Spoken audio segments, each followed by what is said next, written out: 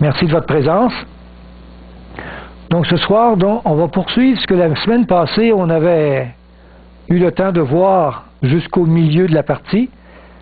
Et on va poursuivre cet élément-là pour le terminer ce soir. Donc, on va faire un petit résumé de la semaine passée pour se remettre dedans. Donc, ce que Jésus fait dans son sanctuaire, et on voyait le symbolisme du plan du salut en nous. On avait bien compris tout le sanctuaire en rapport à ce que Jésus-Christ a fait pour nous. Et maintenant, on va essayer de comprendre ce que Jésus-Christ fait en nous.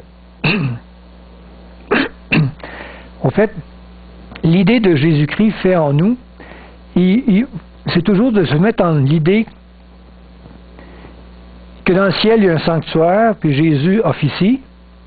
Mais dans le concept en nous, gardons l'idée que le sanctuaire, c'est nous, c'est notre corps, et l'Esprit veut habiter dans ce sanctuaire qui est notre personne.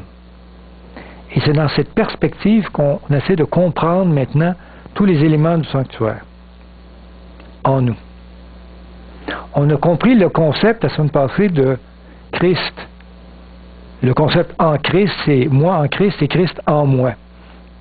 On avait vu des textes et on avait fini par saisir que les deux étaient complémentaires, mais semblaient très opposés, mais complémentaires. Comme une pièce de monnaie, quoi.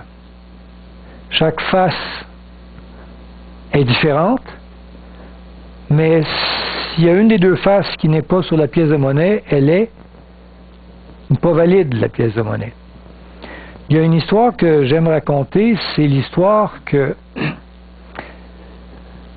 c'est deux personnes, deux touristes qui se promènent face à face et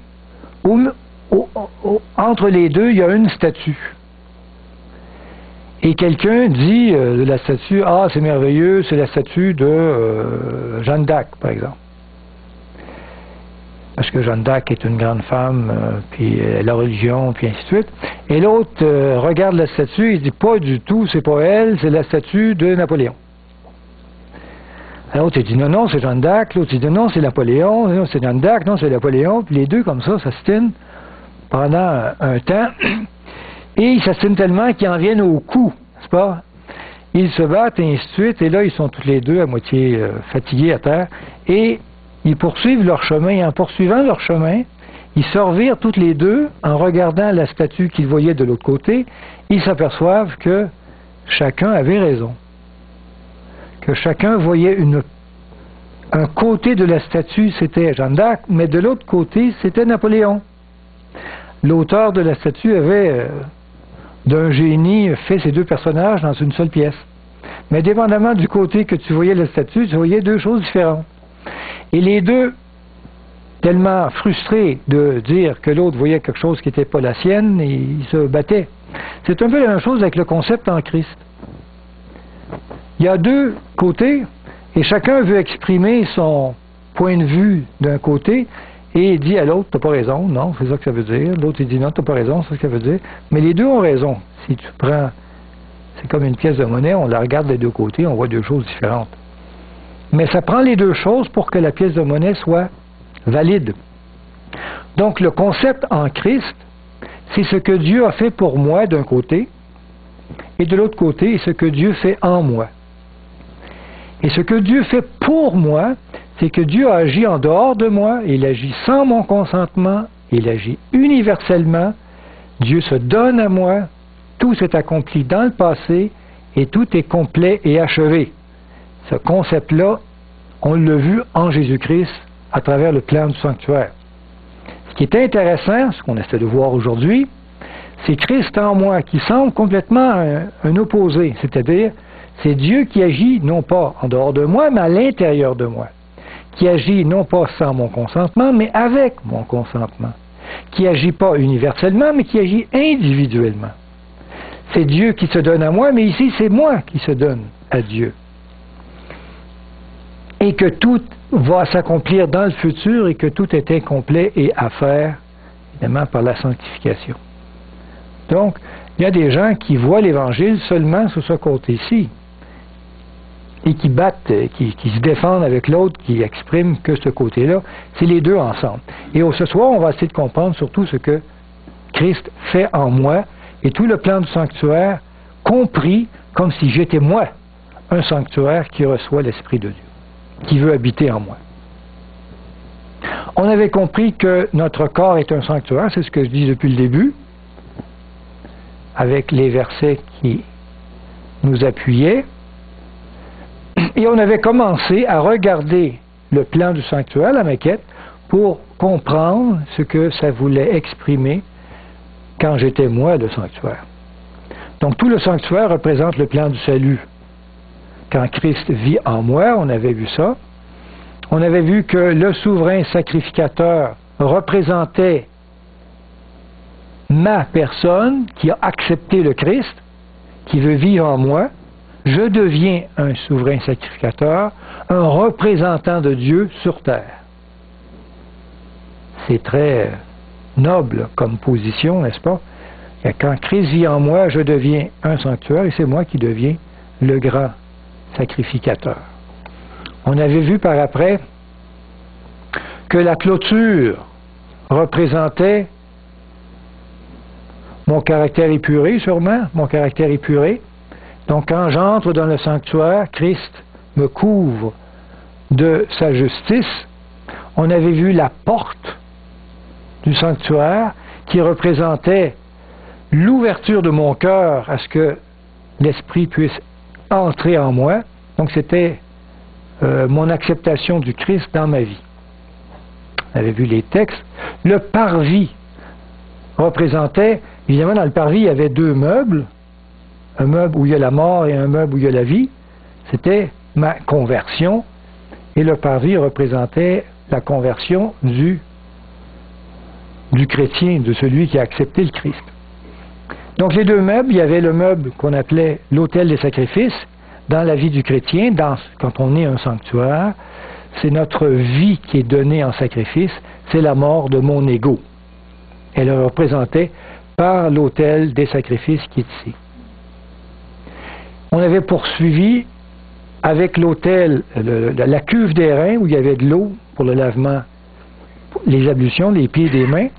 Ça représentait ma nouvelle naissance, ma résurrection en Jésus-Christ, là où je reprends vie, là où vraiment la vie de Dieu vient s'exprimer dans des bonnes œuvres, dans des expressions extérieures qui sont voulues de Dieu. Et puis, il y avait évidemment une exhortation à ce que notre vie soit pure. Et on avait vu que dans cette nouvelle vie, dans cette purification, la réforme sanitaire était voulue de Dieu. Surtout dans les choses à manger. Il y avait après ça la période de questions et on était rendu à comprendre dans le plan du sanctuaire ce que représentait la tente d'assignation. Là où il y avait la rencontre avec Dieu dans le temps de Moïse. Que représentait cette partie-là? On est rendu à ce moment-là. Quand on est, nous, un sanctuaire pour Dieu. Avançons maintenant. Donc, c'est cette partie du sanctuaire. Donc, on avance dans la sainteté, parce que c'était un endroit plus saint où seuls les prêtres pouvaient entrer. Et donc, on avance dans la proximité de Dieu. Où il y avait deux parties, le lieu saint et le lieu très saint, avec les meubles qui étaient compris. On voit l'intérieur de la tente d'assignation au complet. Donc ça, on sait que quand Jésus est entré au ciel, c'est comme s'il était entré dans cette partie-ci. Donc ça représente l'élément du ciel. Donc pour le chrétien, quand il devient un sanctuaire, c'est sa position en lui, dans son sanctuaire, dans son corps, où il rentre en communication avec Dieu. Donc c'est sa communion avec Dieu. Ça le représente, cet élément-là. Donc ce lieu représente notre cheminement spirituel avec Dieu, dans la foi en les mérites de Jésus-Christ. Chaque étape de notre sanctification par la progression de notre spiritualité dans le développement d'une intimité profonde avec Dieu. C'est l'étape de notre sanctification. Donc, on sait que cette partie-ci représentait l'étape de notre justification. On rentre un peu plus haut, étape de notre sanctification, on va devenir de plus en plus saint. Cet édifice aussi, ça représente un autre élément. Plutôt l'Église, on est membre de l'Église. Donc cet édifice, on sait que c'était toutes des planches en or, bien placées, bien arrangées, et qui formaient cette église-là ou cet appartement-là. Donc cet édifice représente aussi un assemblage solide, droit, uni, saint, dans la communion fraternelle. Chaque planche de bois représente le chrétien couvert de l'amour de Dieu formant son Église. Donc c'est comme une construction où Dieu habite. On peut lire des textes dans Psaume 119, verset 1. « Heureux ceux qui sont intègres dans leur voie, qui marchent selon la loi de l'Éternel. Heureux ceux qui gardent ses préceptes et qui le cherchent de tout leur cœur, qui ne commettent point d'iniquité et qui marchent dans ses voies. » Donc ça représente le chrétien dans sa sainteté comme en relation avec Dieu. Dans Éphésiens 4, 16, « C'est de lui et grâce à tous les liens de son assistance, » là on parle de tout l'édifice, « que tout le corps, bien coordonné, en formant un solide assemblage, tire son accroissement selon la force qu'il convient à chacun de ses parties et s'édifie lui-même dans la charité. » C'est Paul qui écrit ça, je pense qu'on a essayé de le traduire, c'était pas évident, à parler qu'on est un élément dans un tout qui est l'Église, et que l'Église, même nous, on fortifie l'Église et l'Église nous fortifie dans l'amour. Mais on avait vu en Christ les couvertures, on avait vu ça, les 4 couvertures. Donc on est obligé de faire un parallèle un peu que Christ en moi. Qu'est-ce que représentent les couvertures, les 4 couvertures qu'il y avait sur la tente d'assignation? Et on va comprendre ça en rapport avec notre vie en Christ. Donc 4 couvertures, il y en avait une foncée, rouge, blanche, et une dessinée avec des chérubins, brodée avec des fils, même en or. Donc ça représente mes privilèges en Jésus-Christ. Celui qui entre par la foi dans le sanctuaire, quand il entre ici, dans le sanctuaire céleste, doit préalablement naître de nouveau. On comprend ça que pour entrer ici, on rentre par la porte, on meurt à soi-même, on revit en nouveauté de vie, et là on rentre en communion plus intime avec Dieu, à l'intérieur. C'est important de passer par ces étapes avant d'arriver à cette position. En Jésus-Christ, nous avons le privilège d'avoir accès au ciel en compagnie des anges. Donc quand ça s'est exprimé, quand c'est vécu, Seigneur, il nous amène au ciel. Hein? Viens, entre en compagnie des anges célestes. Ça représente les étapes, les 4 tapis qu'on mettait, représentent donc 4 étapes. La première, la repentance, en acceptant mon état faible et dégénéré. Donc le chrétien, au début, hein, il accepte qu'il est... En tout cas, il prend conscience, il admet qu'il n'est pas parfait. Tu sais, qu'il pêche, qu'il y a des problèmes, il y a beaucoup de choses à résoudre dans sa vie. Après ça, il accepte de mourir à soi-même, la mort de son ego. Après, il va ressusciter en nouveauté de vie avec le Saint-Esprit qui le guide, et ainsi de suite. Et après, il peut accéder, il a son accès auprès de Dieu en compagnie des anges. Le 4e, le Seigneur l'accepte dans son ciel. On va les prendre un par un. Donc le premier est un tapis résistant en peau de dauphin. C'est un tapis noir ou brun foncé. Ça représente l'acceptation de notre nature humaine pécheresse. Premier élément avant d'entrer au ciel. reconnaître que nous sommes d'une nature dégénérée, pécheur, qu'il faut restaurer. Deuxième tapis, il est rouge. C'est un tapis en peau de bélier teint en rouge. Ça représente l'acceptation de faire mourir notre ego. On accepte de mourir à soi-même. On accepte que tout ça, c'est bon à rien, il faut que ça meure. Et que Dieu reprenne place. Le deuxième élément, le troisième, au fait, c'est le tapis blanc ici, en poil de chèvre, qui représente l'acceptation de faire la volonté de Dieu. On renaît en nouveauté de vie, on se purifie par l'Esprit qui nous habite, et on vient maintenant acceptable pour Dieu. On prend une nouvelle vie, une nouvelle direction. Amen. Puis par après, on rentre au ciel. Donc le tapis intérieur, où à l'intérieur on voyait le dessin des chérubins brodés, en fin lin de couleur avec des chérubins brodés avec des anges, représente l'acceptation de vivre en compagnie de Dieu. On rentre là en communion. Mais il y avait beaucoup d'anges. Donc là, les anges sont vraiment actifs dans notre vie pour nous amener au ciel. On peut lire dans Romains 7, 24. Je vais les prendre un après l'autre, je pense. Le premier, c'est ma nature pécheresse. Paul dit, « Misérable que je suis, qui me délivrera de ce corps?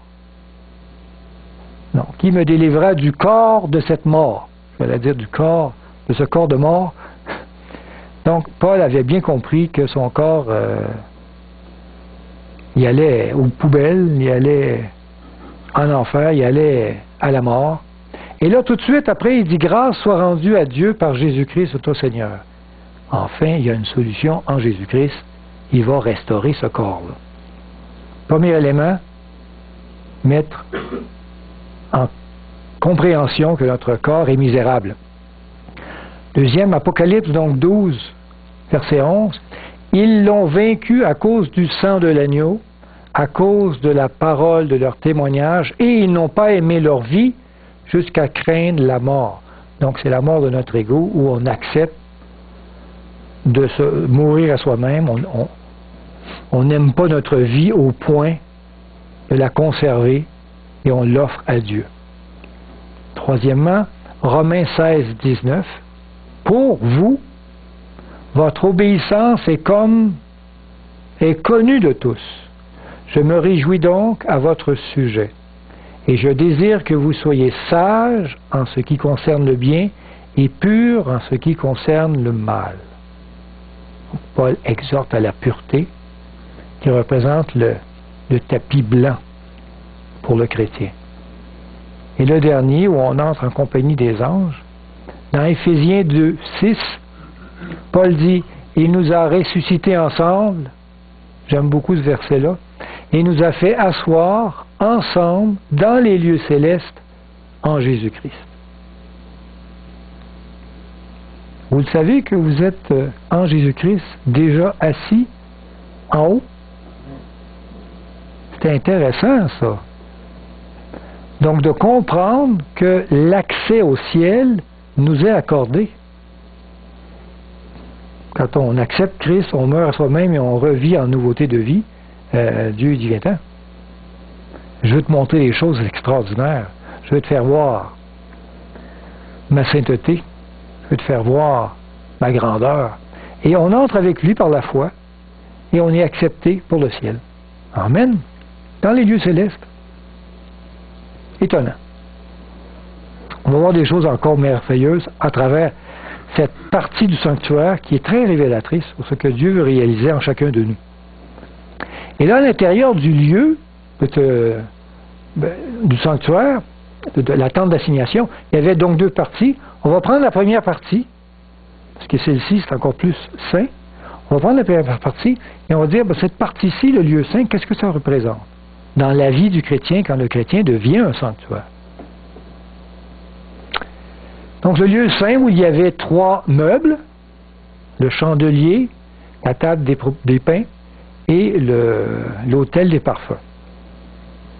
Donc, premier appartement de la tente d'assignation et Belle image ici aussi. Et on voit, je trouve beau, c'est les chérubins qui étaient dessinés dans le tapis, sur le plafond, et sur le voile qui était en face, pour dire qu'on est en compagnie des anges. Donc ça représente cette partie-ci, ma victoire sur chaque tentation. Et il y avait 3 éléments pour y arriver, hein? 3 meubles. Excusez-moi, il va tomber. On va voir ça. Dans cette pièce, Dieu nous parle, nous éclaire. Donc il nous parle ici par le pain, il nous éclaire par le chandelier, et nous nourrit afin que nous tenions debout dans notre marche avec lui. Tous les éléments sont présents pour nous donner la victoire sur chaque tentation et cesser toute transgression. Évidemment, le chrétien ici, quand il commence, il meurt à soi-même, puis il revit en nouveauté de vie, il s'aperçoit que ça y arrive de encore pécher. Ça y arrive, c'est pas la perfection, il n'y est pas arrivé, ainsi de suite. Alors, dans cette position-ci, Dieu va lui donner la force, les éléments qu'il a besoin pour ne plus jamais transgresser, c'est-à-dire rejeter Dieu. Cette pièce représente notre constante sainteté en relation avec Dieu. Et dans cet élément-là, il nous donne le Saint-Esprit, il nous donne sa parole, et son intercession, on l'entend parler dans notre cœur, il dit ce qui est vrai, ce qui n'est pas vrai. Vous savez, vous l'entendez, vous le savez quand vous faites quelque chose de pas correct, il y a une petite voix qui vous le dit. Jésus intercède et nous parle dans notre cœur afin de nous corriger. Dans 1 Corinthiens 10:13, Paul dit « Aucune tentation ne vous est survenue qui n'ait été humaine. Et Dieu, qui est fidèle, ne permettra pas que vous soyez tentés au-delà de vos forces. Mais avec la tentation, il préparera aussi le moyen d'en sortir, afin que vous puissiez la supporter. » Fait qu'il y en a qui disent, vous savez, on est humain, hein? C'est normal de pécher. Puis je suis pas capable d'arrêter ça, c'est comme naturel. T'sais. Mais la Bible dit pas ça. Hein? Elle dit que toute tentation, Dieu donne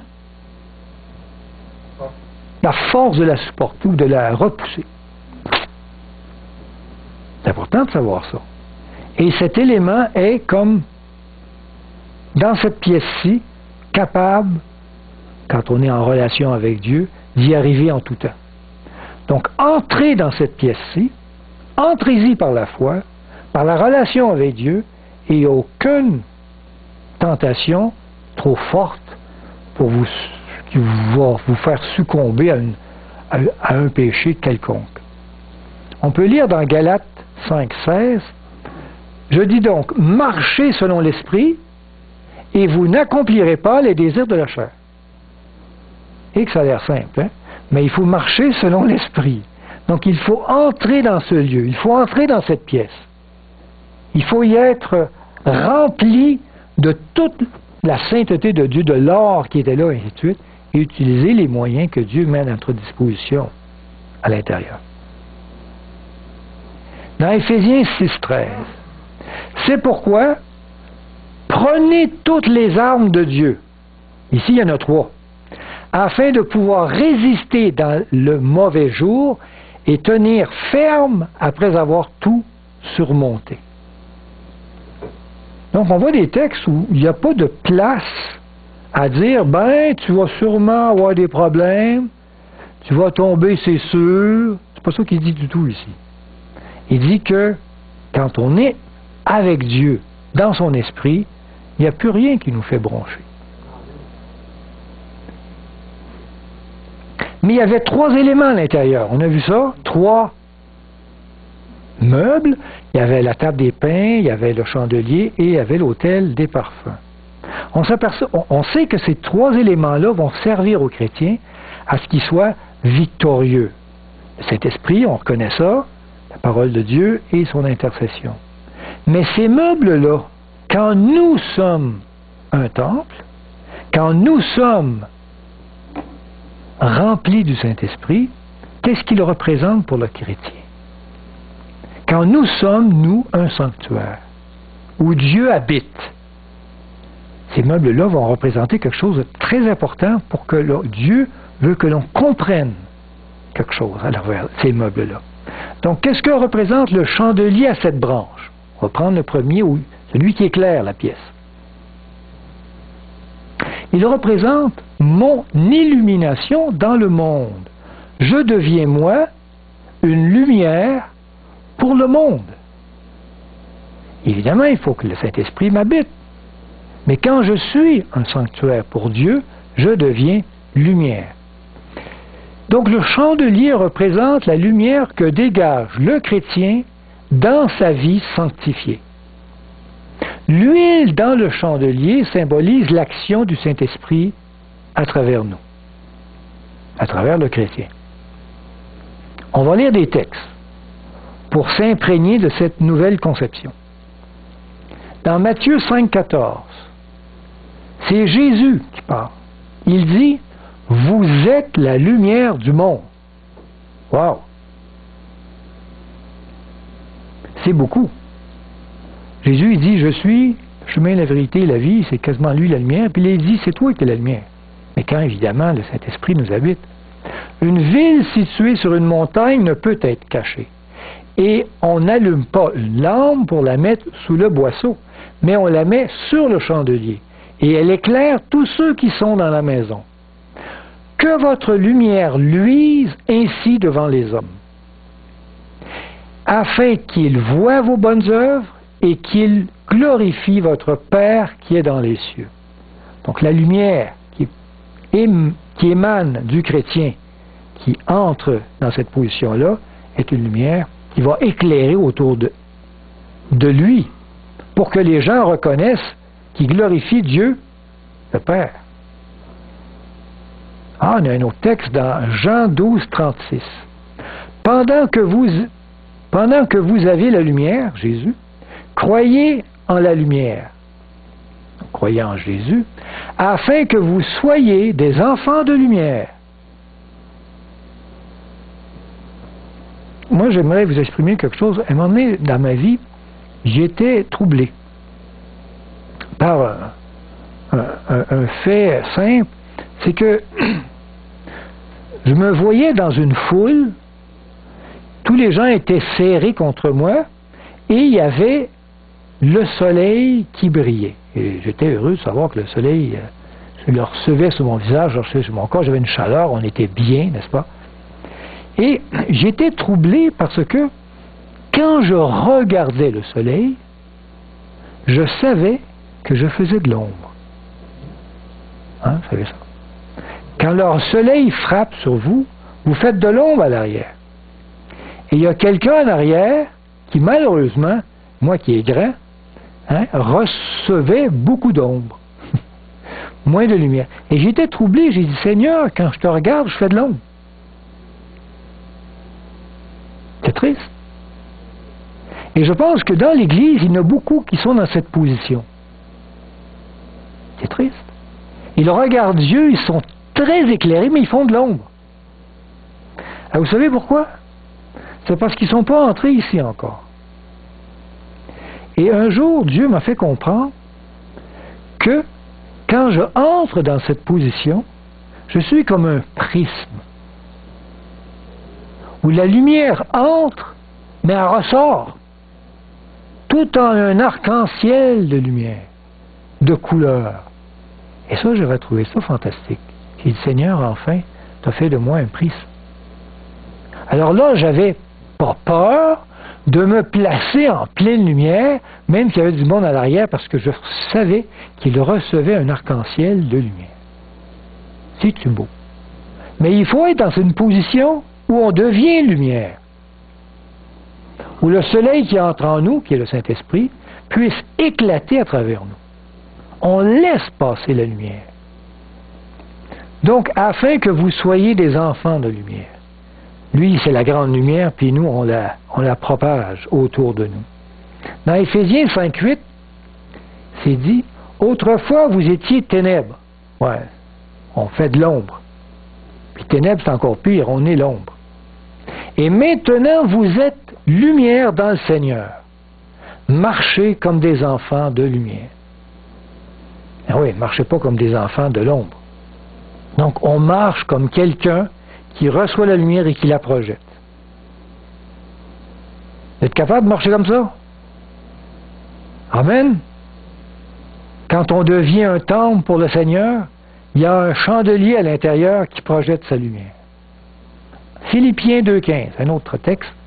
Afin que vous soyez irréprochables et purs, des enfants de Dieu irrépréhensibles, au milieu d'une génération perverse et corrompue, parmi laquelle vous brillez comme des flambeaux dans le monde. Donc c'est nous qui sommes, à travers le monde, la lumière où les gens doivent, comment je pourrais dire, se diriger pour s'éclairer. La lumière, les flambeaux dans le monde, sont les chrétiens qui entrent dans cette pièce et qui s'approprient du Saint-Esprit. Vous êtes la lumière du monde. Mais en plus, il y a une table de pain à droite. La table des pains de proposition. Quand je suis un sanctuaire et que Dieu m'habite, dans mon sanctuaire, il y a une table avec des pains. Des pains qu'on offre. Que représente cela dans ma vie de chrétien? La proclamation de l'Évangile à travers moi. Le pain représente la parole de Dieu. En Christ, nous sommes des porte-paroles pour Dieu. Quand Dieu vit en nous, nous devenons des ambassadeurs pour Christ, portant sa parole dans le monde entier. Amen. Et je pense qu'il y en a ici qui ont cette qualité de porte-parole. On voit dans Actes 2:17, c'est Paul qui dit, « Dans les derniers jours, Dieu dit, je répandrai de mon esprit sur toute chair. Vos fils et vos filles prophétiseront. » Et prophétiser, ça veut dire parler au nom de Dieu. Vos jeunes gens auront des visions et vos vieillards auront des songes. Oui, sur mes serviteurs et sur mes servantes, dans ces jours-là, je répandrai de mon esprit et ils prophétiseront. Ils vont parler au nom de Dieu. Ils sont sûrement entrés jusque-là, hein? Et ils ont la table des pains de proposition en eux. 1 Pierre, chapitre 1, verset 20, 2 Pierre, excusez-moi. 2 Pierre, chapitre 1, verset 21. Car ce n'est pas par une volonté d'homme qu'une prophétie a jamais été apportée, mais c'est poussé par le Saint-Esprit, premier élément, que les hommes ont parlé de la part de Dieu. Donc ils avaient cette table-là dans leur sanctuaire. Ces prophètes qui ont parlé de la part de Dieu. Dans 2 Corinthiens 3, verset 3, Paul dit, « Vous êtes manifestement une lettre de Christ, écrite par notre ministère, non avec de l'encre, mais avec l'Esprit du Dieu vivant, non sur des tables de pierre, mais sur des tables de chair sur les cœurs. » On a une lettre qui part. Les gens nous regardent, ils peuvent lire ce que Dieu a à leur dire. Amen. Fantastique, ça. Et si on ouvre la bouche, on va exprimer ce que Dieu veut leur dire à eux. On porte sa parole. On est ces tables de pain de proposition. 2 Samuel 23, 2. L'Esprit de l'Éternel parle par moi, et sa parole est sur ma langue. Et Dieu veut faire de cela pour chacun de nous. Pour chacun de nous qui entre dans cette partie-ci, Dieu veut que l'on devienne un Un prophète, moi, un ambassadeur de Christ. Un prophète. On parle en son nom. Il veut qu'on soit tous des prophètes. Mais évidemment, il faut recevoir sa parole pour la transmettre. Il faut entrer par la foi, il faut venir et faire de notre être ce sanctuaire que Dieu veut que l'on construise pour lui. Mais c'est fantastique. Donc, on n'est plus un temps. Vous savez, les gens disent, il n'y en a plus de prophètes aujourd'hui. Tu regardes autour, il n'y en a plus. Il n'y en a plus.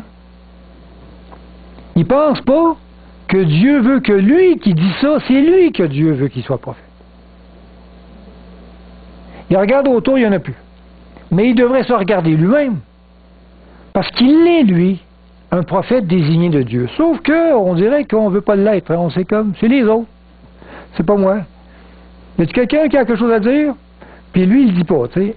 On est mandaté par Dieu à devenir des porte-paroles pour lui. Mais on a comme une peur de l'être. On a une peur de prendre cette position et de se faire lancer des pierres peut-être, ou de se faire crier. Mais c'est ce que Dieu veut, que l'on devienne porte-parole pour lui. Il y avait un troisième meuble. On avance toujours vers le lieu très saint, et il y avait un autel. Un autel où on mettait du parfum. L'autel des parfums. Qu'est-ce que ça représente quand Jésus m'habite? Quand l'Esprit Saint fait de moi un sanctuaire? Wow! Ça représente mon intercession personnelle. Moi qui prie pour l'autre.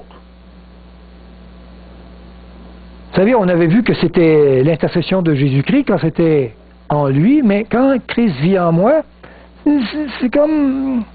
Je me sens poussé à prier pour mes frères.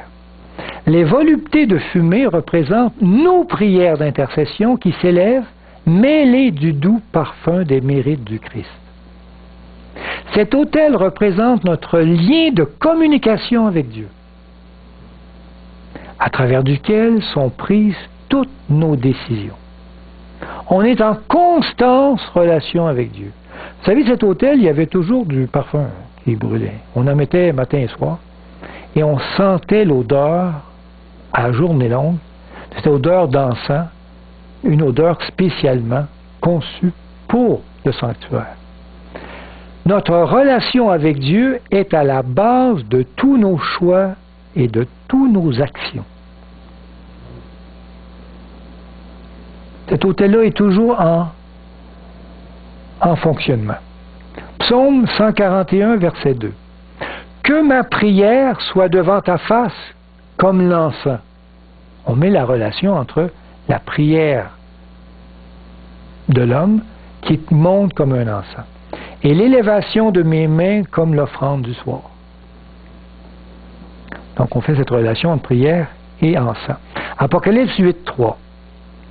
Et un autre ange vint, et il se tint sur l'autel, ayant un encensoir d'or. On lui donna beaucoup de parfums, afin qu'il les offrît avec les prières de tous les saints sur l'autel d'or qui est devant le trône. Il parle exactement de cet autel-là, qui offrait les prières de tous les saints avec l'encensoir. On fait la relation entre cet autel et les prières des saints des derniers temps. Philippiens 4, verset 6. Ne vous inquiétez de rien, mais en toute chose, faites connaître vos besoins à Dieu par des prières, des supplications, avec des actions de grâce. Et la paix de Dieu qui surpasse toute intelligence gardera vos cœurs et vos pensées en Jésus-Christ. Vous savez, dans ma relation comme ça avec Dieu, je me demandais souvent à quoi ça sert de prier. Parce qu'au fait, je me suis dit, écoute, Seigneur, tu connais bien plus ce qu'il faut faire que moi, tu sais. Pourquoi moi je te demanderais ce que toi tu sais d'avance? Pourquoi même ce que je te demande, c'est sûrement impur en rapport à ce que ta volonté veut. Alors pourquoi tu me demandes de prier? À quoi ça me sert de te demander quelque chose que tu sais d'avance? C'est correct ou pas correct? Qu'est-ce que vous en pensez? Et j'avais cette réflexion, et ça m'a pris du temps avant d'avoir une réponse claire. Mais le Seigneur, voyons, non, c'est pas à moi de te demander quelque chose, tu sais. Viens me parler, tu sais. Je me voyais pas, moi, en train d'intercéder ici à cette position, n'est-ce pas, dans le lieu saint du sanctuaire, puis dire à Dieu, Dieu, faisons ça pour lui, tu sais. Tu sais, Jean-Paul a besoin, là, de mes prières, je vais prier pour lui. Je me voyais, moi, Alors le Seigneur me dit, non, Claude, c'est vraiment une position où il veut que je prenne conscience que c'est important d'intercéder. Et j'ai lu un livre un jour, c'est le livre de Morneau, Roger. Et ça m'a vraiment fait, enfin il a répondu à cette interrogation que j'avais. Et j'ai compris que la prière, comment expliquer ça? Vous savez, quand il y a quelqu'un, il y a sûrement des gens dans le monde, dans une position où il n'y a personne qui prie pour eux. Ça se peut, ça?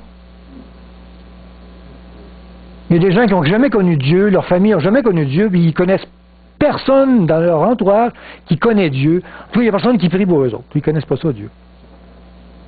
Ça peut arriver.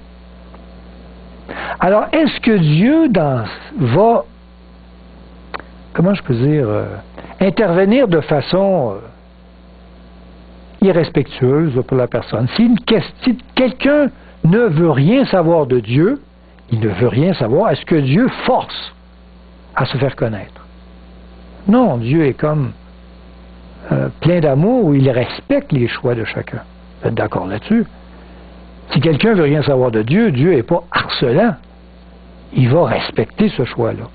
Mais si moi, je prie pour la personne qui ne veut rien savoir de Dieu, okay, je prie pour elle, je demande à Dieu d'intercéder pour elle, est-ce que Dieu pourrait faire quelque chose? Ben oui, parce que je l'ai demandé. Il se donne le droit d'intervenir pour la personne. Droit qu'il serait pas utilisé, qu'il ne prendrait pas parce qu'il n'y a personne qui l'a demandé. Donc, quand je prie pour quelqu'un, ça donne à Dieu l'opportunité, ou le droit, si on peut dire, la politesse, de venir cogner à la porte de son cœur. Il ne forcera pas, bien sûr, mais au moins il va cogner à la porte de son cœur. Il va avoir, cette personne-là, un moment dans sa vie, un moment dans sa soirée, je ne sais pas, un moment où Dieu va intercéder pour lui, va parler, va essayer de lui faire comprendre qu'il l'aime et qu'il est présent. Donc à chaque fois que je prie, Dieu, si chacun ici priait, ça donnerait à Dieu des opportunités encore plus grandes pour intervenir dans la vie des gens, n'est-ce pas? Ça donne une carte d'invitation à Dieu. Et Dieu, quand il a sa carte d'invitation, soyez certains, il va venir. C'est pas parce qu'il y a rien que ça à faire, mais c'est parce qu'il nous aime. Puis parce qu'il y a une carte d'invitation, il ne refuse pas ça, lui, une invitation. Amen. Exact. Donc Satan qui dit, t'as pas le droit, comme tu dis, et Dieu dit, oui, garde, j'ai ma carte d'invitation. Je peux aller cogner à sa porte de son cœur. Amen. Par justice, par simple principe de justice. Satan qui dit, non, non, il m'appartient. Jésus dit, non, mais il y a quelqu'un qui a voulu aller cogner à la porte de son cœur. Donc, prions les uns pour les autres, afin que Dieu puisse intervenir davantage dans la vie de chacun. Et j'ai compris que ma position d'intercession était pour Dieu, et pour l'humanité, pour son projet de sauver l'humanité, utile. Alors j'ai prié plus souvent. Alors soyez, vous savez, c'est étonnant, quand à un moment donné dans votre vie, vous avez un problème avec quelqu'un, un problème, quelqu'un qui vous tombe sur les nerfs, vous n'êtes pas capable de l'aimer, vous pourrez le sentir, il n'y a vraiment pas d'atome crochu entre la personne et vous. Ça ne fonctionne pas. Mais priez pour elle. C'est bizarre, on finit par l'aimer. Moi, j'ai remarqué ça dans ma vie. Quand je prie pour quelqu'un que j'aime pas, à un moment donné, je finis par le comprendre, par avoir une sympathie pour lui, avoir une compréhension. Dieu arrange les affaires, je ne sais pas, dans ma tête, il fait les choses extraordinaires. Je pense que même pour moi, ça a un effet dans la prière. Ça a un effet pour l'autre, mais ça a un effet aussi de mon côté. Alors, l'autel des parfums. Soyons ce sanctuaire où Dieu veut habiter et qui a cette petite autel des parfums où on intercède dans la prière pour chacun. Oui, tu parles de la prière de notre Père. Tu dis que ça prend un sens à cause que ton règne vienne, que ta volonté soit faite sur la terre. Amen, amen. Donc tous ces éléments-là, quand ils sont en prière, vont apporter une force nouvelle dans notre vie. C'est ça que tu veux dire? Pour nous autres. Donc pour les autres aussi. Amen. Il y a un dernier texte peut-être, 2 Corinthiens 2,14. Grâce soit rendue à Dieu qui nous fait toujours triompher en Christ et qui répand par nous en tout lieu l'odeur de sa connaissance. Ils mettent le mot odeur. On sent la présence de Dieu. Nous sommes en effet pour Dieu la bonne odeur de Christ. Parmi ceux qui sont sauvés et parmi ceux qui périssent. Et surtout parmi ceux qui périssent, quoi. Et là, on veut entrer plus loin. Et on voit un voile. Donc, dans notre sanctuaire, il y a un voile. Que représente dans notre vie, quand Dieu nous habite, ce voile avant d'entrer dans le lieu très saint? Pour le chrétien, le voile. Le voile représente mon reflet de Dieu. Christ vivant en nous, nous devenons de véritables grands sacrificateurs et nous pouvons traverser par la foi le voile de notre humanité et voir Dieu face à face. En Jésus-Christ, nous devenons des prismes au travers duquel le monde entier peut contempler la gloire de notre Seigneur. Donc, ce voile-là, c'est l'élément à travers lequel les gens vont, à travers nous, voir Dieu. 1 Pierre 2,12. Pierre dit, « Ayez au milieu des païens une bonne conduite, afin que là même où ils vous calomnient, comme si vous étiez des malfaiteurs, ils remarquent vos bonnes œuvres et glorifient Dieu au jour où il les visitera. » Donc, à travers vous, ils vont voir la présence de Dieu. Matthieu 5,16. Que votre lumière luise ainsi devant les hommes, afin qu'ils voient vos bonnes œuvres et qu'ils glorifient votre Père qui est dans les cieux. Donc, à travers vous, on voit Dieu. Oui? Est-ce que les gens glorifient vraiment Dieu quand ils nous voient aller? Je pense que oui. Ils vont. C'est parce qu'ils voient des choses étonnantes. Ils voient des choses à travers nous qui disent, voyons, ça se peut pas, je vois pas ça à travers des autres personnes. Comme par exemple, c'est très anodin, mais parce que je travaille, il y a des toilettes communes. Et je ne sais pas pourquoi, les gens, quand ils s'essuient, et ainsi de suite, le papier se déchire mal, il y a toujours des bouts de papier à terre. Hein? Et quand j'arrive dans les toilettes, c'est toujours 3-4 bouts de papier à terre qui traînent. Et je trouve que c'est pas beau. Alors, mais je me dis, il n'y a personne qui les ramasse. Et je vois personne qui s'humilie à ramasser à terre les bouts de papier des toilettes pour les rendre plus propres. Ça ne se fait pas. Sauf que moi, je le fais. Mais quand je l'ai fait une fois, il est entré quelqu'un et qui m'a vu faire. il m'a trouvé un peu bizarre de nettoyer les toilettes pendant que... Mais il a vu quelqu'un le faire. Mais les gens ne le font pas. Les gens voient à travers de nous des comportements qui ne sont pas normaux, mais qui sont sanctifiés. C'est anodin, mais c'est plein de choses comme ça dans votre vie. Les gens vous regardent et voient à travers de vous toutes sortes de comportements qui sont différents, autant dans la parole, autant dans la réception des gens, dans n'importe quoi. Ils voient quelque chose de différent. Et ce différent-là, c'est ce que Dieu fait en nous.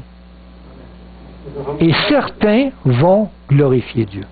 Je l'espère. Une femme qui avait remonté une bouteille comme ça, sur le plancher, ça faisait à peu près 20 personnes qui passaient. Puis, elle l'avait ramassé. Tout le monde en dessous. Ben, c'est un autre exemple. Où on voit quand la personne le fait, ramasser cette chose-là, glorifier Dieu, par un simple geste. Et c'est plein de petits gestes. Parfois, ils deviennent plus grands, j'espère. Mais à travers toute chose, Dieu veut se manifester. 2 Corinthiens 3,18.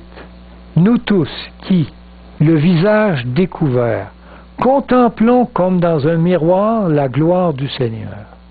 Nous sommes transformés en la même image, de gloire en gloire, comme par le Seigneur l'Esprit.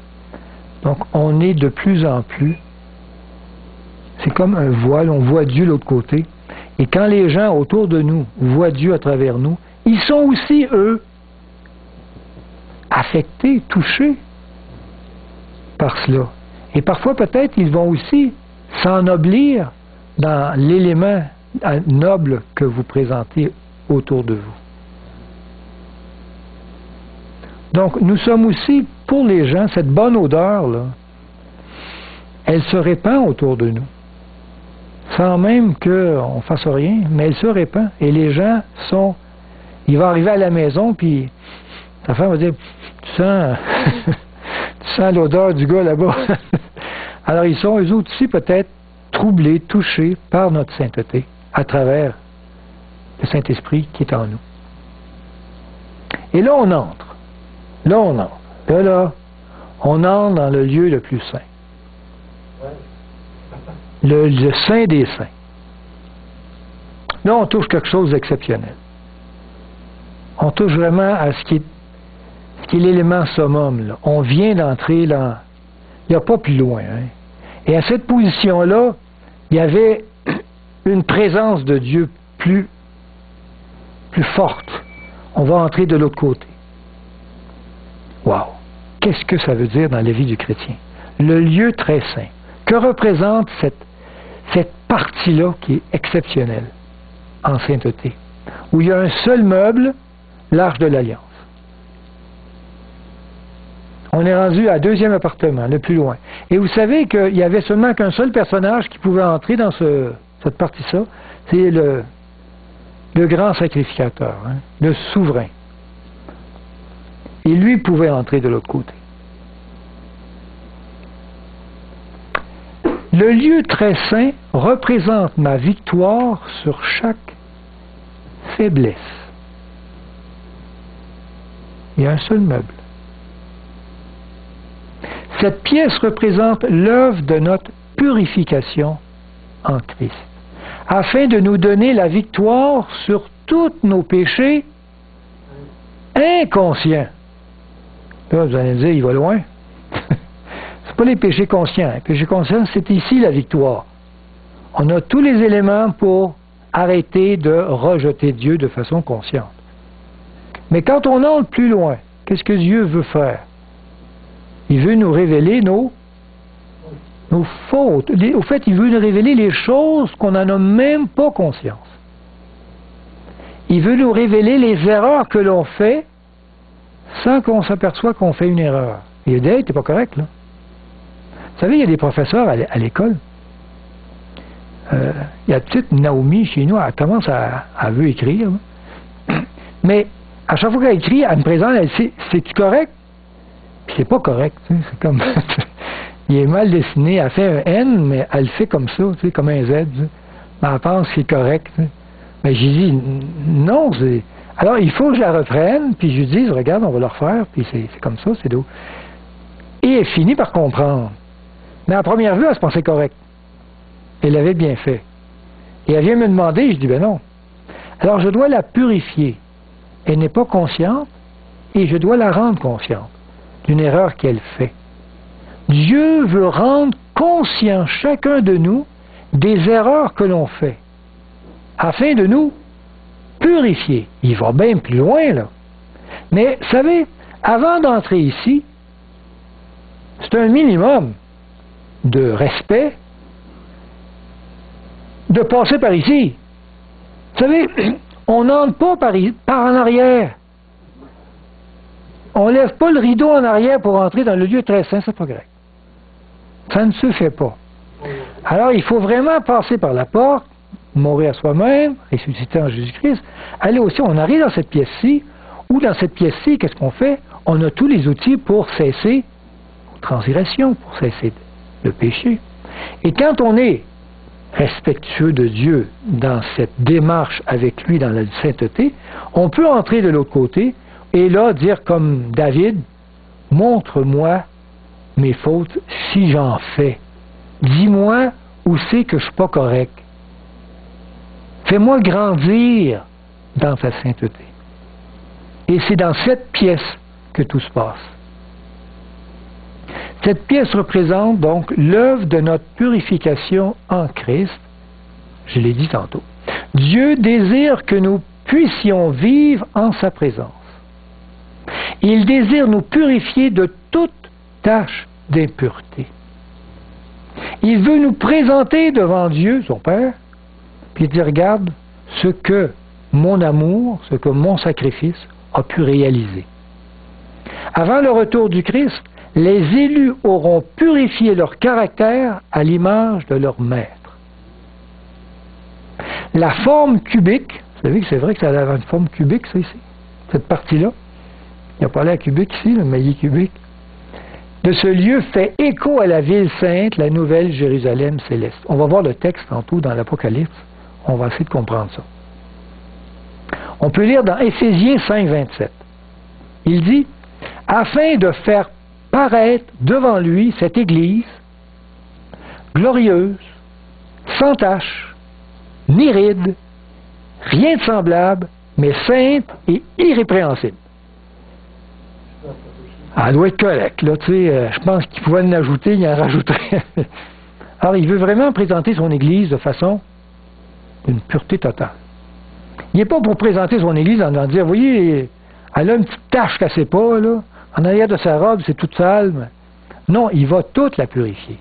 Il va présenter quelqu'un qui n'a pas mis ses bas en envers ou quelque chose comme ça. Tu vois? Il va vraiment présenter quelqu'un de parfait. Colossiens 1, 28. C'est lui que nous annonçons, exhortant tout homme, instruisant tout homme en toute sagesse, afin de présenter à Dieu tout homme devenu parfait, en Christ. Évidemment, tout cela se réalise dans un miracle que Christ fait en nous. Mais la réalité est très concrète. Il veut le produire en nous. Nous qui sommes un sanctuaire. Éphésiens 4, 13. Jusqu'à ce que nous soyons tous parvenus à l'unité de la foi et de la connaissance du Fils de Dieu. Tout le monde uni dans une même compréhension. À l'état d'homme fait, à la mesure de la stature parfaite de Christ. La semaine prochaine, on va comprendre encore davantage ce texte à la mesure de la stature parfaite de Christ. Je ne sais pas si je commence. On va en parler la semaine prochaine. Parce qu'il y a beaucoup à dire sur ce texte-là. Parce que vous allez me dire, la stature parfaite de Christ, c'est comme trop, tu sais, c'est comme, wow. Mais on va voir que Dieu est grand. Apocalypse 21, 16. La ville, c'est là que je vous parlais de la ville. La ville qui est la ville, la Jérusalem céleste, que Dieu veut ramener du ciel sur terre. Là. La ville était en forme d'un carré. Sa longueur était égale à sa largeur. Il mesura la ville avec un roseau et trouva 12 000 stades. 12 000, c'est 12 fois 1000. 12, qu'est-ce que ça représente, là, symboliquement? Le chiffre 12. C'est le peuple de Dieu, hein? Le peuple de Dieu. L'Église. Le 12, les 12 apôtres. Les 12 patriarches. Les 12 tribus d'Israël. Donc vraiment son Église. 12 000, la multitude qui forme son Église. La longueur, la largeur et la hauteur étaient égales. C'est exactement la dimension du lieu très saint. Il est d'une dimension de 10 coudées par 10 coudées par 10 coudées. La longueur, la hauteur et la largeur sont égales. Cette forme est la forme de la sainteté parfaite. Saint, saint, saint le Seigneur Dieu. Pourquoi 3 fois? Parce qu'il est parfait. 3, c'est la perfection. C'est Dieu dans sa perfection. Alors quand la longueur, la largeur et la hauteur de la ville est à cette caractéristique, la ville est dans une position de sainteté parfaite dans le lieu très saint. Et le 12 000, ben c'est son Église.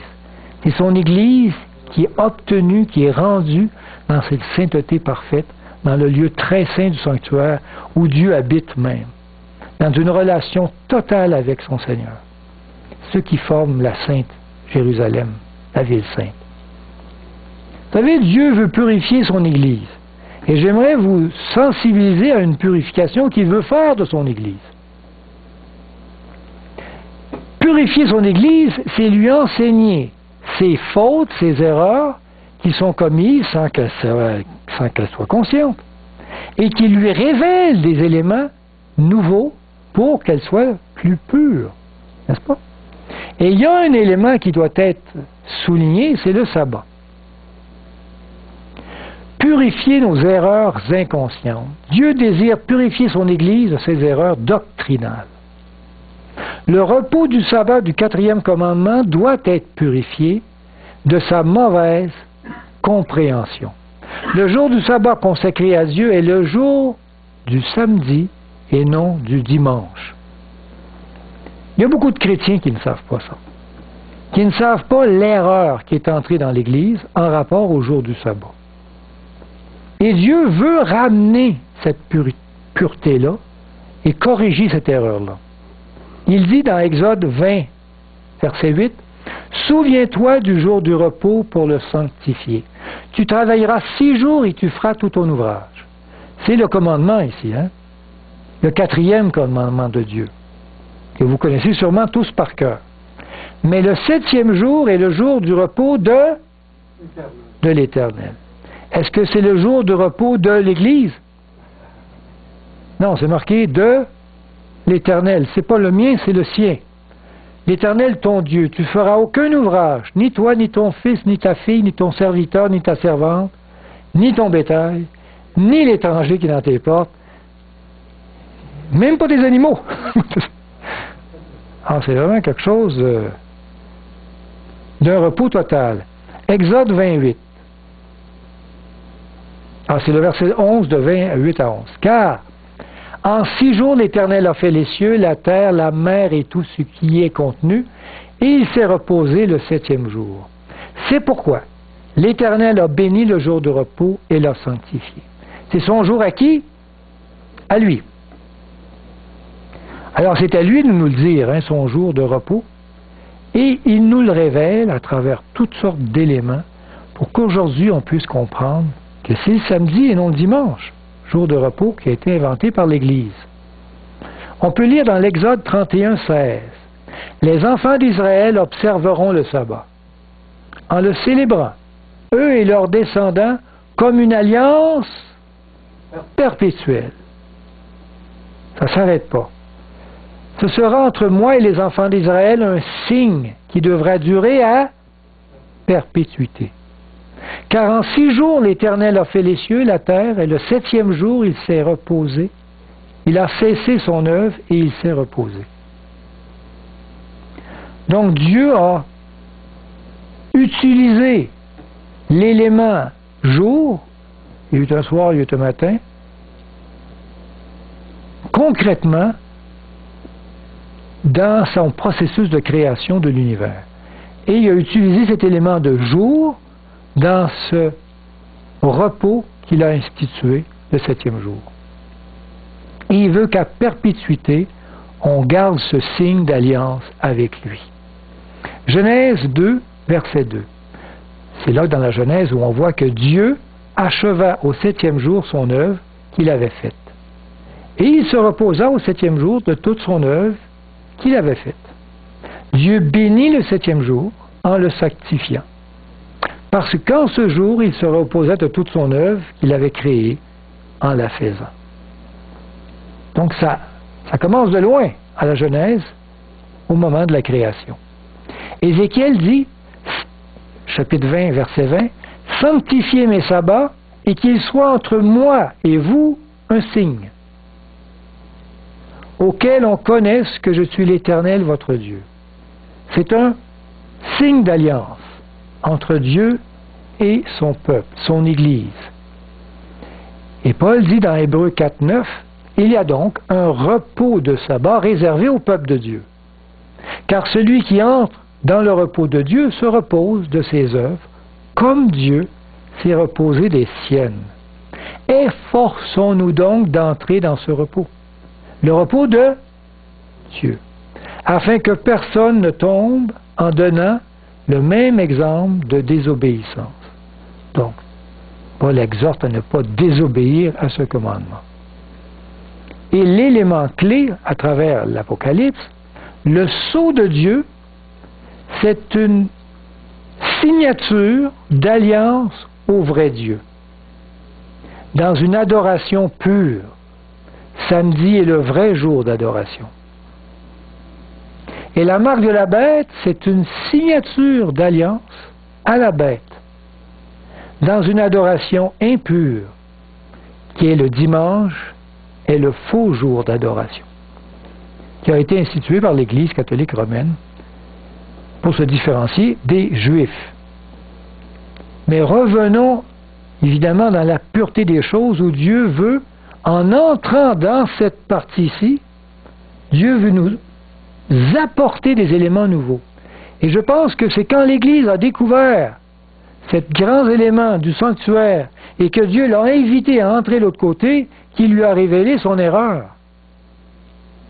et qu'il voulut la purifier. Et j'espère que s'il y a d'autres erreurs dans l'Église, il va nous purifier. Mais évidemment, il veut que son Église entre dans cette partie, entre en communion très intime avec Dieu, afin que Dieu nous révèle. Et plus la lumière est grande, vous savez, ici la lumière était énormément grande, il y avait la présence de Dieu, la Shekinah, on avait vu ça, et plus la présence est grande, plus la lumière est forte, plus ça révèle nos faiblesses, nos erreurs, nos péchés, ça révèle tout. Hein? Et, en plus de révéler, ça le purifie. C'est encore meilleur. Ça va nous blanchir. Reconnaître la vraie adoration de Dieu. La purification provoquera une adoration plus véritable du Dieu créateur. Un faux système d'adoration est maintenant répandu et doit être démasqué. Le sceau du sabbat marquera les vrais et identifiera les faux adorateurs au temps de la fin. Et je pense qu'il y a plein de choses dans notre vie que Dieu veut purifier. Ça peut être dans notre comportement, ça peut être dans notre style de vie, ça peut être dans toutes sortes de fausses manières que l'on a, et Dieu veut nous présenter en étant une personne parfaite en Jésus-Christ. On peut lire dans l'Apocalypse, chapitre 7, verset 3, il lui dit, ne faites, c'est l'ange qui dit, ne faites point de mal à la terre, ni à la mer, ni aux arbres, jusqu'à ce que nous ayons marqué du sceau le front des serviteurs de notre Dieu. Donc il y a un sceau de Dieu qui va marquer les vrais adorateurs. En son saint sabbat, on peut en voir un signe. Et on voit dans l'Apocalypse 13, verset 16, il est dit, et elle, on parle de la bête, fit que tous, les petits, les grands, riches, pauvres, libres, esclaves, reçussent une marque sur leur main droite ou sur leur front.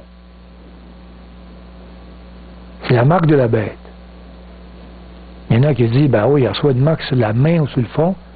Hein, c'est pas le sabot, c'est une marque sur la main ou sur le front. C'est différent. Mais vous savez, ici, c'est très symbolique. La marque reçue, vous savez, la marque de Dieu est rien que sur le front. Il n'y a pas de marque sur la main, lui. C'est une marque qui est voulue, qui est acceptée. C'est un choix que l'on fait. C'est volontaire. Le front représente le côté mental, le choix de la personne. Tandis que la marque de la bête peut être placée sur la main, c'est-à-dire ce qui est routinier, quotidien, ce qui est même inconscient, ce qui fait que, par habitude, on n'en a pas un choix concret, conscient, mais les gens la reçoivent par habitude. Beaucoup de gens, à travers le monde, respectent cette journée sainte, le dimanche, par habitude. Et ils disent par tradition.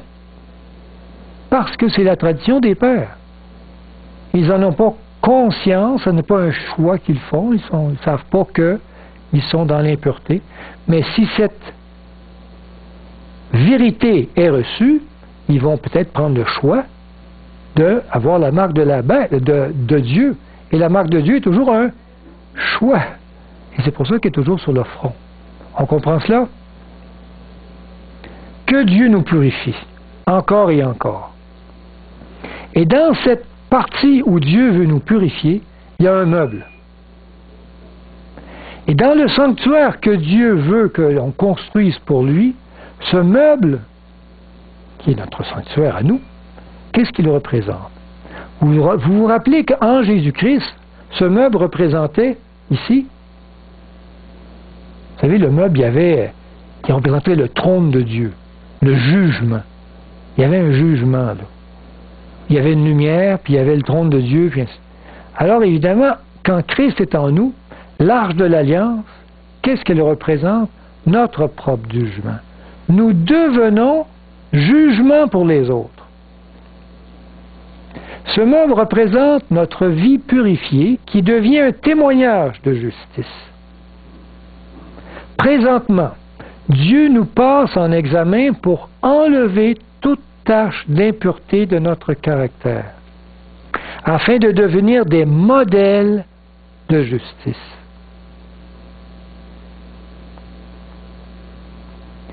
On devient tellement à l'image de Dieu que Dieu peut faire de nous le modèle à suivre. C'est fort un peu. Parce que le modèle, c'est qui? C'est Jésus. Mais les gens vont pouvoir regarder un chrétien dans cette position et dire, il est à l'image de Jésus. Notre vie exemplaire devient un jugement pour ceux qui rejettent Dieu. Nous sommes, pour Dieu, le juge de ce que les autres peuvent devenir. 1 Corinthiens 6,2. Ne saviez-vous pas que les saints jugeront le monde? Et si c'est par vous que le monde est jugé, êtes-vous indigne de rendre les moindres jugements? Vous savez, le jugement de Jésus, autant le nôtre, ce n'est pas qu'il nous juge, en voulant dire qu'il nous fait une sanction, c'est le fait qu'il est tellement correct que quand je me regarde à lui, je vois que je ne suis pas correct. Quand je vois quelque chose qui est beau, je dis, ben ça c'est moins beau. Tu sais, c'est comme... Alors il devient un jugement pour les autres, parce qu'il est dans une position parfaite. Nous devenons ainsi quand nous prenons cette position parfaite. Apocalypse 2, 26. À celui qui vaincra et qui gardera jusqu'à la fin mes œuvres, je donnerai autorité sur les nations. Il devient un roi qui dirige. Il paîtra avec une verge de fer comme on brise les vases d'argile, ainsi que moi-même, j'en ai reçu le pouvoir de mon Père. Comme Christ est un roi qui dirige, nous allons être à cette position. Mais évidemment, il faut être correct, il faut être pur, il faut être dans une position acceptable et sain. Il y avait deux parties dans l'Arche de l'Alliance. Il y avait le couvercle puis le coffre. On avait vu ça avec Jésus. On va comprendre qu'est-ce que le coffre veut représenter quand nous formons un sanctuaire. Dans le coffre, il y avait 3 éléments. Il y avait la manne, les tables avec la loi et la verge d'Aaron qu'on avait cassée pour le mettre dans le coffre. On avait vu ça. Et il y avait la loi à côté. Donc, le coffre représente mon témoignage personnel. Il représente nos choix dans les épreuves qui témoignent de notre amour pour Dieu. Il est un témoignage de notre vie en Christ. Notre vie est une mise en pratique concrète des 10 commandements de Dieu et nos paroles deviennent une nourriture pour tous ceux qui ont faim et soif de vérité. On est dans une position assez élevée, là, hein? Dieu veut qu'on atteigne cette position.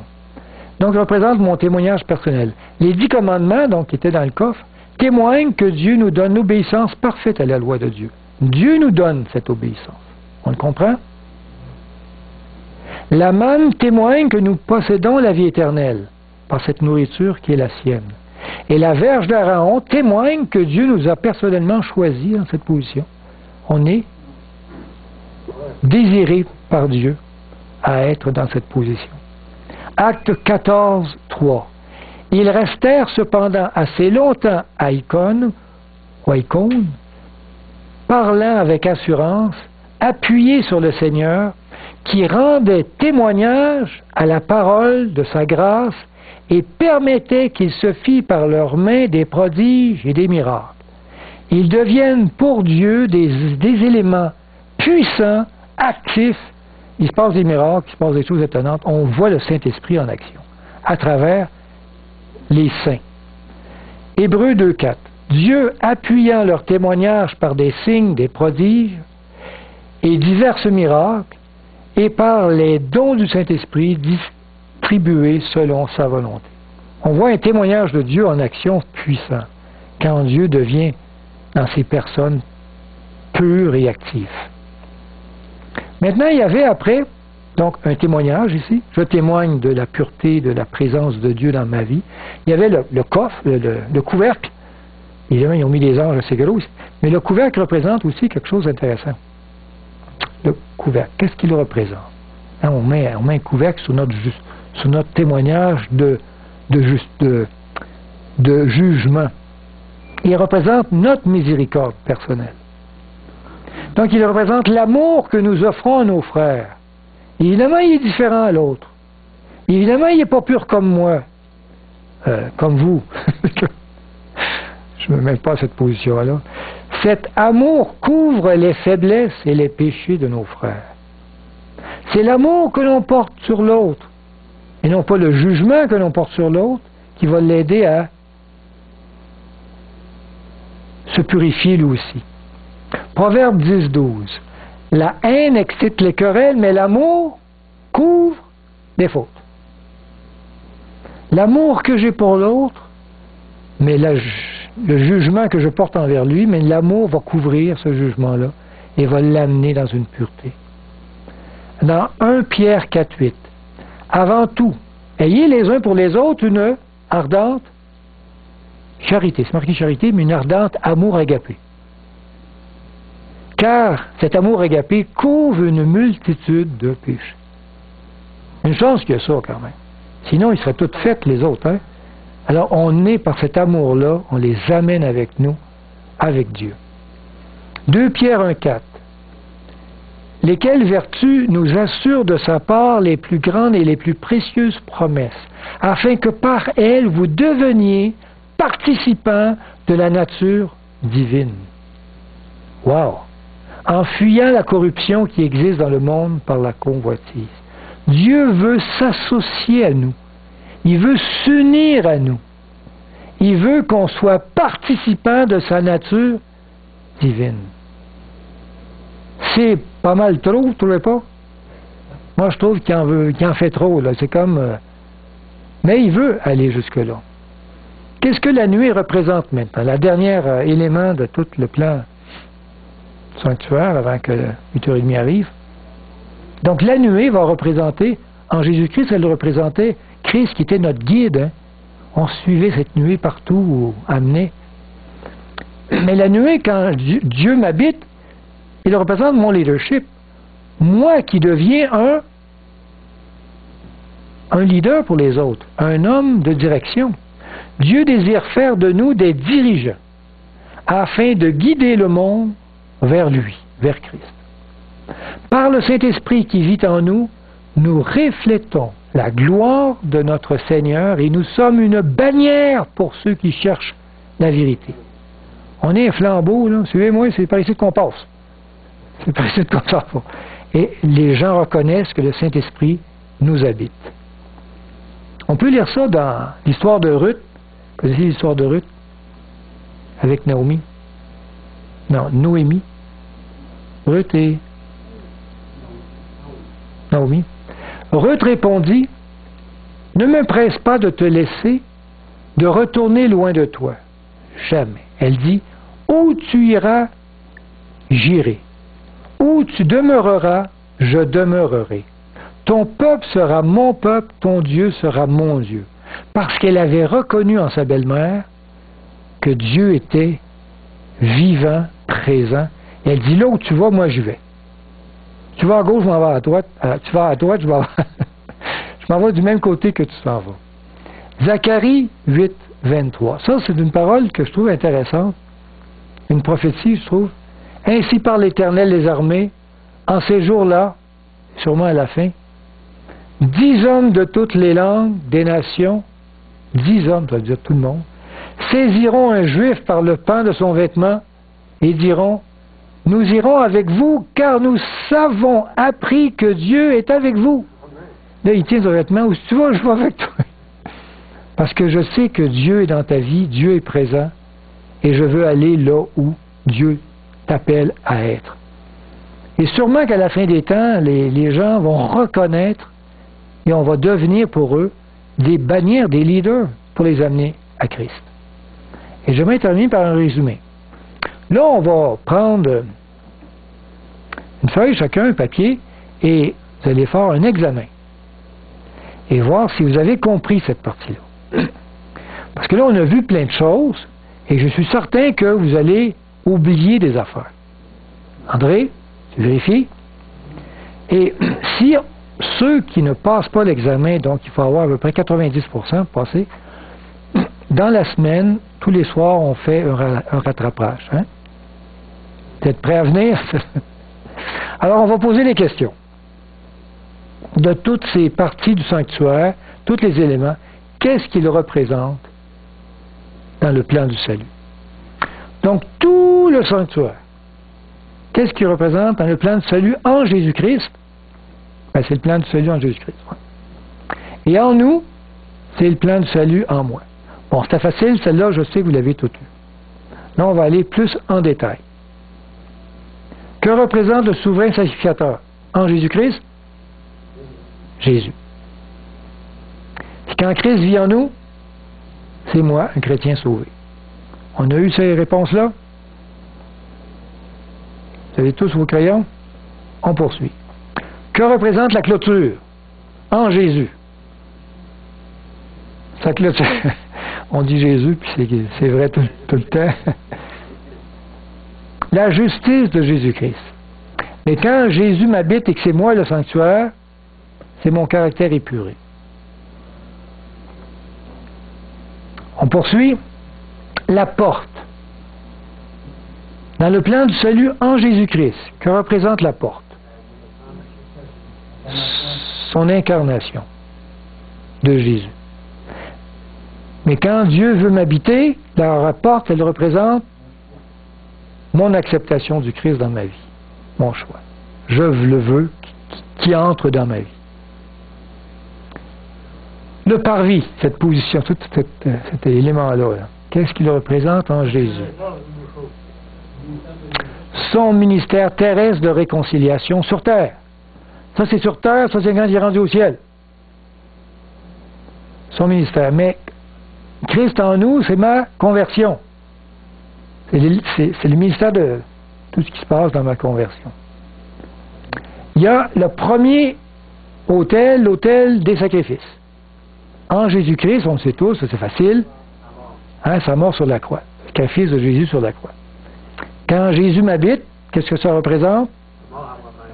Oui, la mort de mon ego. Amen. Ça, si vous n'aviez pas eu ça, on revient demain. Hein? La cuve des reins. En Jésus, ça représente quoi? Sa résurrection. La résurrection de Jésus-Christ. Quand Christ habite en moi, c'est ma nouvelle naissance, ma résurrection en Jésus-Christ aussi, pour ma vie. Ça, c'est important aussi. Il faut au moins avoir ces deux éléments-là. On arrive dans la tente d'assignation.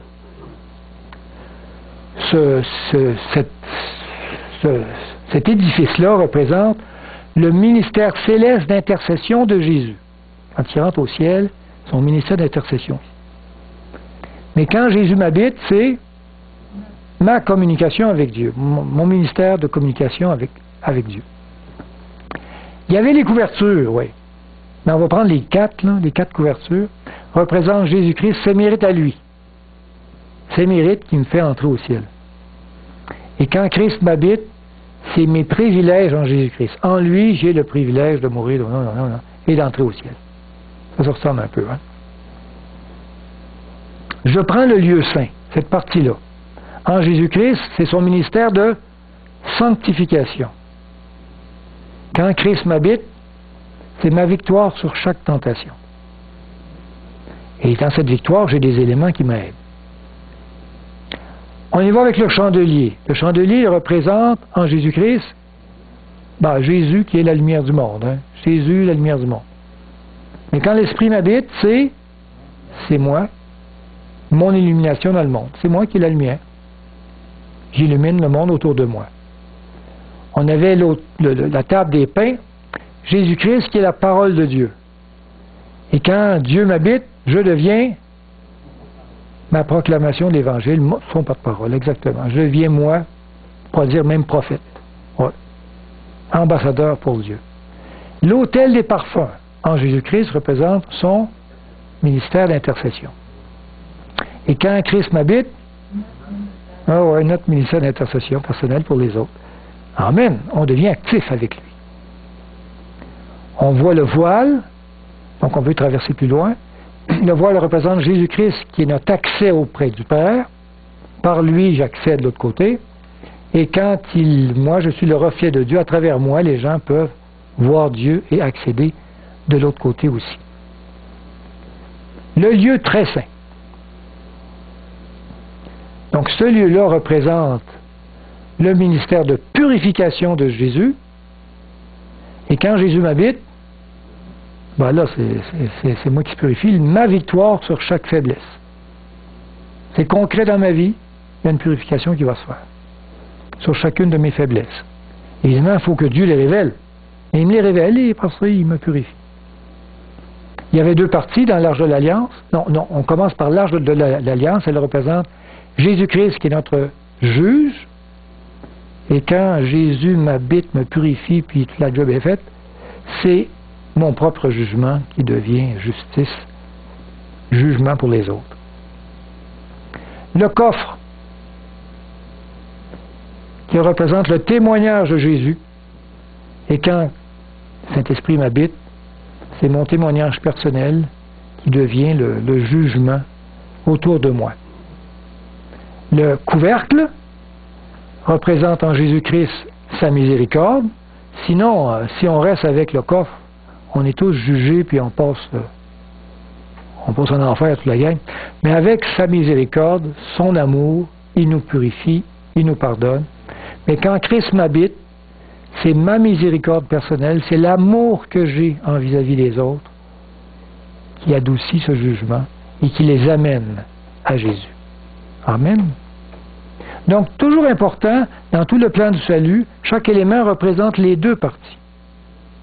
Ce n'est pas seulement un ou seulement que l'autre, c'est les deux ensemble qui fait la puissance de la révélation de chacun de ces éléments-là. Comme la nuée, c'est évidemment Jésus-Christ qui est notre guide, mais quand Jésus vient en nous, nous sommes un guide. C'est mon leadership, autant dans l'Église, dans ma famille, dans mes amis, autour de moi, qui les amène à Jésus. Donc la semaine prochaine, nous allons voir la suite en rapport au service. Vous vous rappelez des 3 services qu'il y avait? Service quotidien du matin et du soir, le service où on le pardon de péché, où on imposa les mains et on sacrifie l'animal, et le 3e service, le service de purification du sanctuaire, la fête du Yom Kippour. Et dans ces 3 services-là, on va comprendre ce qu'ils représentent dans notre vie de tous les jours. En rapport avec notre vie, qu'est-ce que Dieu veut réaliser avec la compréhension de ces services-là. Amen. Que Dieu vous bénisse, mais on a des questions.